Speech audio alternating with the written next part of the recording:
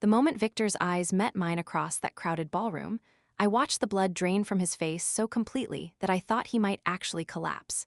His new wife, Amelia, had her delicate fingers wrapped around his arm, and she was beaming with the kind of effortless confidence that only comes from generations of old money.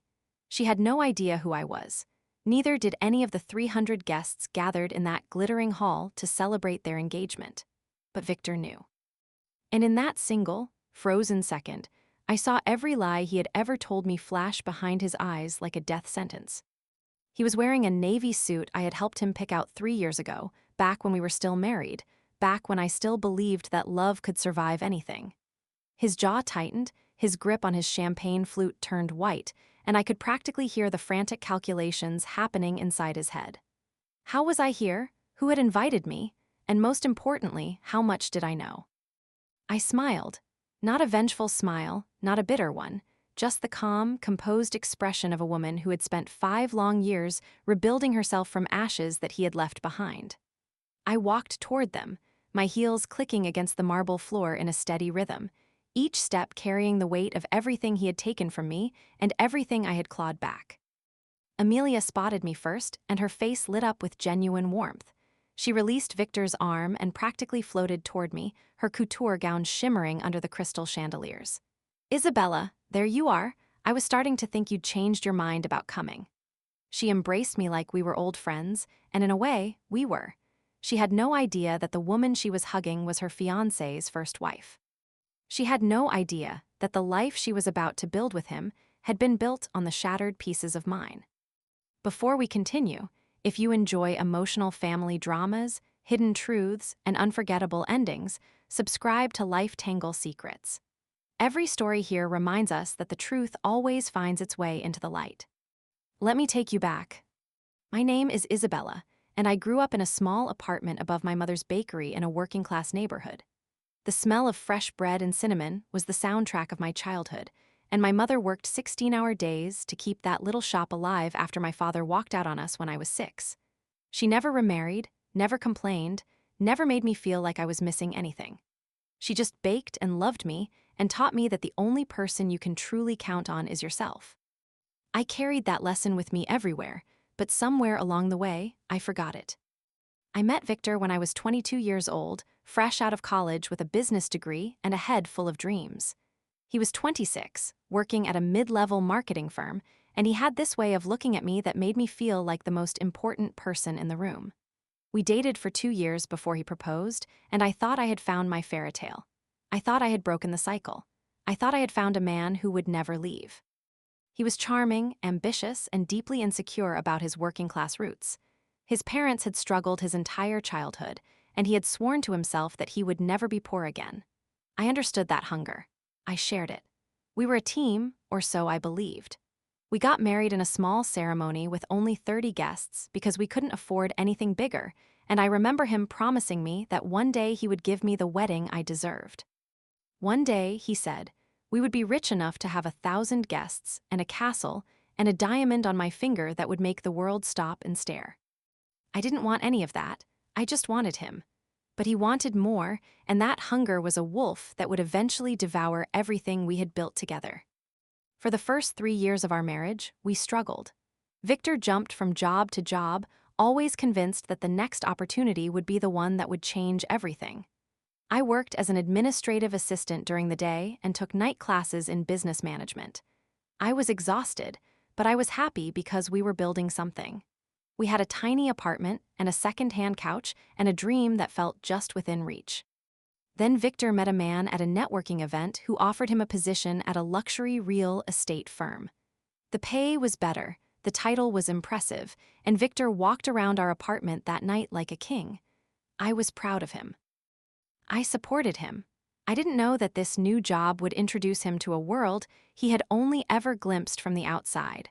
A world of private clubs and charity galas and people whose names appeared on the sides of buildings. He started coming home later. He started buying clothes that cost more than our monthly rent.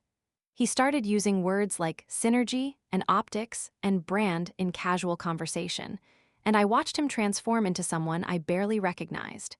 He became obsessed with appearances, obsessed with what people thought of him, obsessed with erasing every trace of the boy who had grown up eating government cheese. I tried to talk to him, but he would brush me off and say I didn't understand the pressure he was under.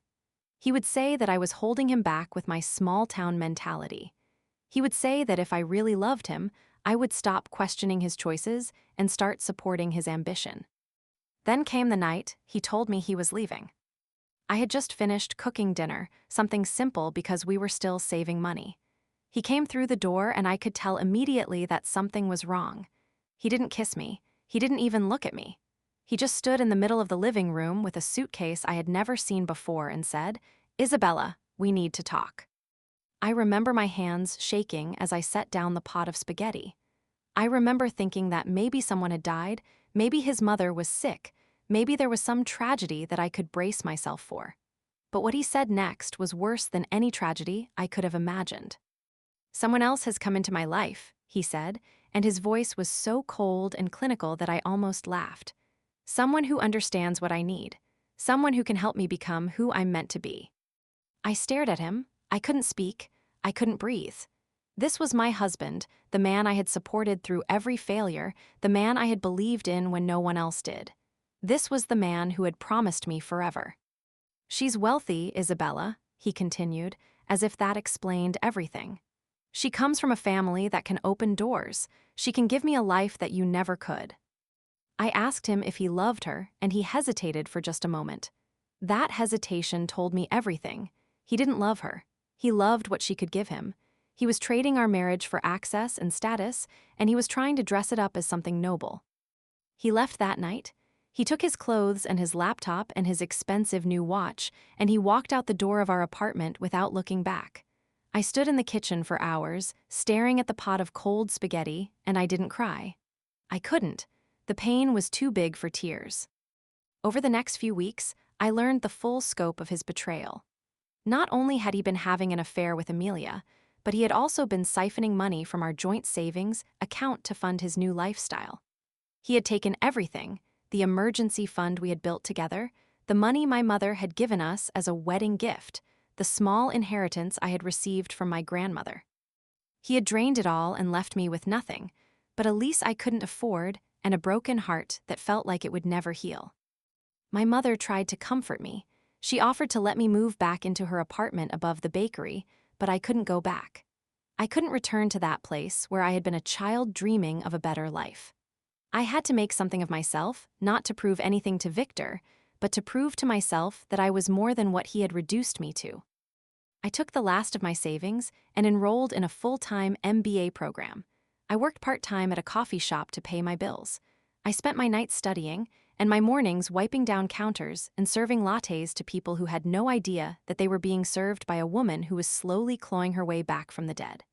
I stopped talking about Victor. I stopped thinking about him. I stopped letting the memory of his cold eyes dictate the temperature of my days. 3 years passed. I graduated at the top of my class. I was hired by a mid-sized investment firm where I quickly became known for my sharp instincts and relentless work ethic. I was promoted again and again. I started making money, real money, and every dollar I earned felt like a small victory over the man who had told me I could never give him the life he deserved. Then I met Eleanor. She was a client at the firm, a 70-year-old widow who had inherited a struggling manufacturing company from her late husband. The company was hemorrhaging money and Eleanor had been advised to sell it for parts, to cut her losses and walk away. But she didn't want to walk away. It was her husband's legacy, and she asked me if I thought there was any way to save it. I spent weeks studying the company's operations. I met with the factory workers, many of whom had been there for decades and had no idea if they would still have jobs in 6 months. I looked at the balance sheets, the supply chain, the marketing strategies, and I found a path forward. It wouldn't be easy, and it would require risk, but I believed it could work. Eleanor believed in me. She offered me a partnership, and I accepted without hesitation. We turned that company around together. We modernized the production line, expanded into new markets, and rebuilt the brand from the ground up. Within 2 years, we were turning a substantial profit. Within 3, we were one of the most successful manufacturing companies in the region. Eleanor became my mentor and my friend.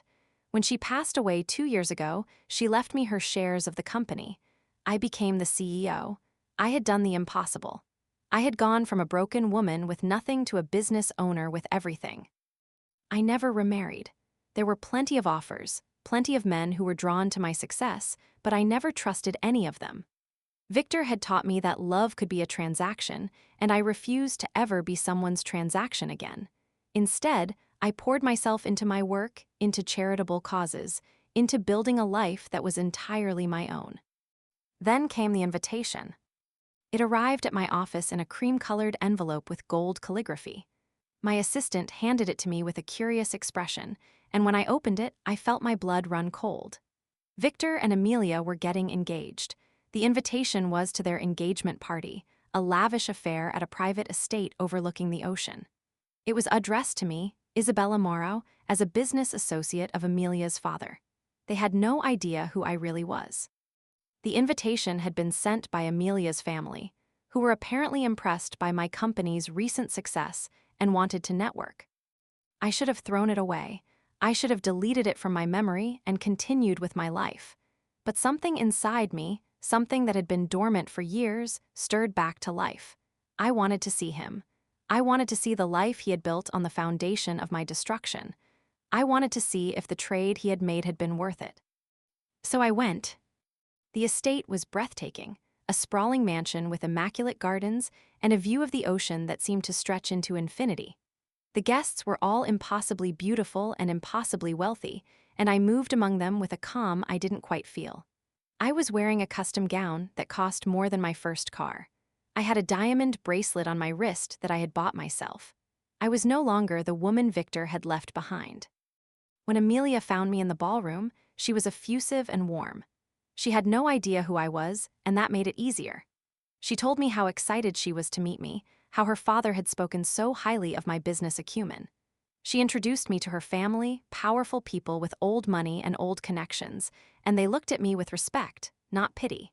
They had no idea that I had once been married to the man who was about to marry their daughter. And then Victor appeared.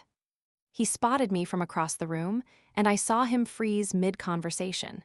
His eyes locked onto mine, and for a moment I saw something in them that I had never seen before. Not guilt, exactly, not even fear. It was more like recognition, the sudden realization that he had made a catastrophic miscalculation. He walked toward us slowly, as if each step was physically painful. Amelia turned to him with a radiant smile and said, "Victor, this is Isabella Morrow. She's the CEO of the company Father has been working with. Isn't she incredible?" Victor's face was the color of ash. He opened his mouth, but no words came out. He was trapped. He couldn't acknowledge our past without destroying his present. He couldn't pretend he didn't know me without looking like a liar. He just stood there, frozen in the headlights of his own carefully constructed fantasy. I extended my hand and said, "So you're the lucky man. Amelia has told me so much about you." My voice was steady and warm, the voice of a woman who had nothing to fear and nothing to hide. I watched him struggle to compose himself, watched him force a smile onto his pale lips. "It's wonderful to meet you," he managed, his voice cracking on the last word. He shook my hand and I felt his palm clammy against mine. He was terrified, and I realized in that moment that I held all the power. I could destroy everything he had built with a single sentence. I could tell Amelia the truth, tell her family, tell the 300 guests who were sipping champagne and nibbling on caviar. But I didn't. Instead, I smiled and said, "Congratulations on your engagement. I'm sure you two will be very happy." I watched Amelia beam with joy. I watched Victor's eyes flicker with confusion. He was waiting for the other shoe to drop, waiting for me to expose him, waiting for some dramatic confrontation that would shatter his world. But I wasn't going to give him the satisfaction of a scene. I wasn't going to make a spectacle of myself just so he could play the victim. The rest of the evening was a masterpiece of controlled chaos. Amelia kept me close, delighted to have found such an interesting new friend. Her father wanted to discuss potential business collaborations. Her mother wanted to know about my skincare routine. And Victor moved through the crowd like a ghost, watching me with a mixture of dread and disbelief. At one point, he cornered me by the dessert table. He was sweating, his composure barely intact. Isabella, what are you doing here? He hissed, his voice low and desperate. Why are you doing this to me? I took a bite of chocolate mousse and looked at him with genuine curiosity. I was invited, I said. Your future father-in-law was interested in working with my company. I didn't realize you would be here. Funny how small the world can be, isn't it? He was shaking. Please, Isabella, don't tell her. Don't tell anyone. I'll do anything. I'll pay you. Just please keep this secret. I tilted my head and studied him. This was the man who had walked out on me. This was the man who had stolen from me, humiliated me, discarded me like I was nothing. And now he was begging me to save him from the consequences of his own choices. Victor, I said softly, I didn't come here to destroy you. I came here to show you that I survived. I came here to show you that everything you took from me, I rebuilt with my own hands. I don't need you to pay me. I don't need anything from you. I'm here because I'm no longer afraid of you or anything you can do. He stared at me like I was speaking a foreign language. He couldn't understand. His entire life was built on transactions and leverage, and he couldn't comprehend someone who had moved beyond revenge. If you've ever been judged, betrayed, or underestimated by the people who were supposed to love you, let me know in the comments. And if you're enjoying this journey, subscribe to Life Tangle Secrets for more unforgettable stories. The next day, I called Amelia. I asked her to meet me for lunch at a small cafe near my office.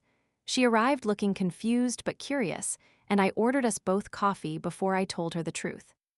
I told her that I had been married to Victor. I told her that he had left me for money and status, that he had drained our savings, that he had never loved me and likely never loved her either.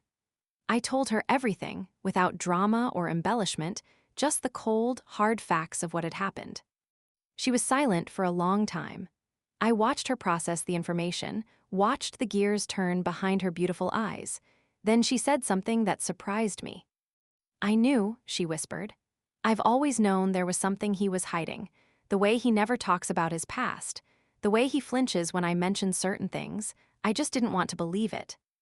She looked at me with something that might have been gratitude. Thank you for telling me, she said. You could have humiliated me in front of everyone, but you didn't. You told me privately, woman to woman. I reached across the table and squeezed her hand. I don't have anything against you, Amelia. You were just collateral damage in his pursuit of something he thought he deserved. You're not the enemy, he is. 3 weeks later, Victor's engagement was called off. Amelia's father, who had enormous influence in business circles, quietly withdrew his support from Victor's career. Victor was fired from his position at the real estate firm, and word spread quickly about his less-than-honorable past. He was blacklisted from the circles he had so desperately wanted to join.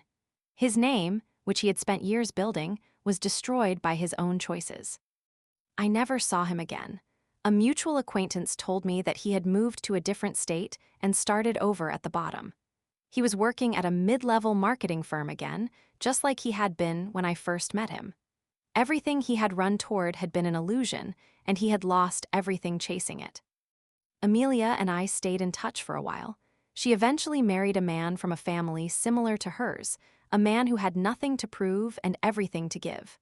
She sent me a wedding invitation, and I declined, but I sent a gift and a note wishing her well. I genuinely hoped she would find happiness, because she had deserved better than what Victor had offered her.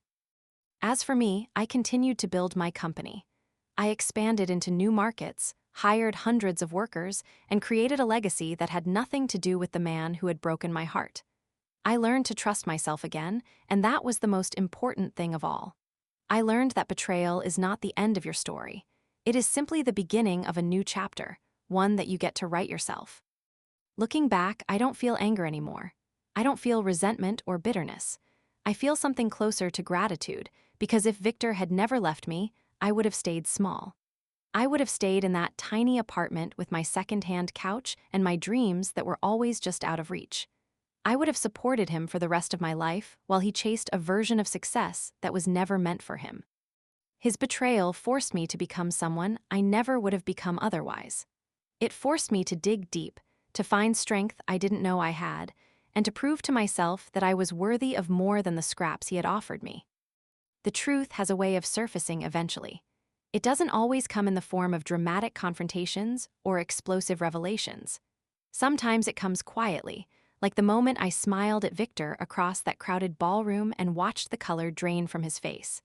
Sometimes it comes in the form of a woman telling another woman the truth, woman to woman, without malice or spite. He had built his new life on a foundation of lies. And when the truth finally caught up with him, that foundation crumbled into dust. He got exactly what he deserved, not because I sought revenge, but because the universe has a way of balancing the scales. I am no longer the woman Victor left behind. I am the woman who walked into his engagement party and showed him exactly what he had lost. I am the woman who told his fiancée the truth because it was the right thing to do, not because it was the easy thing. I am the woman who rebuilt her life from nothing and became something so powerful that even he couldn't ignore it. If this story stayed with you, share it with someone who needs to hear it. Subscribe to Life Tangle Secrets for more powerful stories where hidden truths become life-changing lessons. Thank you for listening, and I'll see you in the next story.